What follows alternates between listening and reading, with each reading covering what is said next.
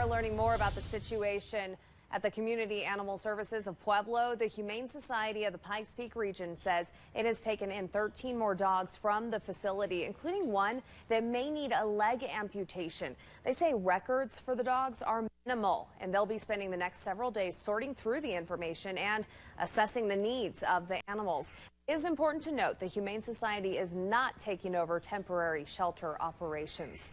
Tomorrow, Pueblo County and city officials will meet with Paws for Life to determine what to do next with the community animal shelter. But tonight, we're taking a look back to understand how we got here. Remember, Paws took over in January after they were chosen over the Humane Society of the Pikes Peak region to run the shelter. Our Sam Kramer digging into the documents from that selection process. He's in studio breaking it down. Sam. Yeah, so there were 5 people, 2 county employees, 2 city employees, and 1 citizen that scored Paws and the Humane Society on a 100-point scale.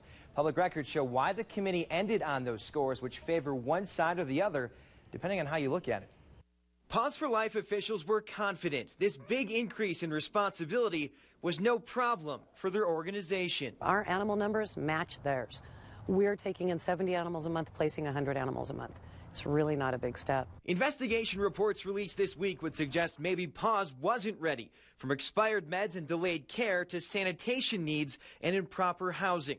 So how did we get here? It began with fierce debate last fall. I would also ask you to award it to Paws because we don't need a divided community. Sometimes the least expensive product is not necessarily going to be the one that saves you money in the long run. A 5-person commission scored the 2 competitors. First look at the scores on a scale of 1 to 100.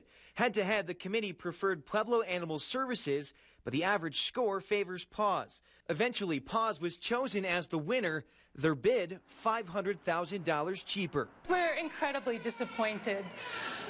We've served this community for 16 years.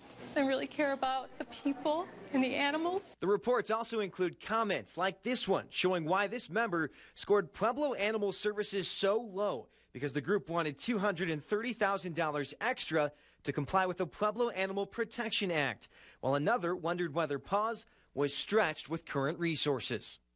Now, we tried reaching out to some of the members on that commission today, but were unsuccessful. Tomorrow's meeting is an executive session to discuss what's next, both short-term and long-term. We'll provide those details when we get them.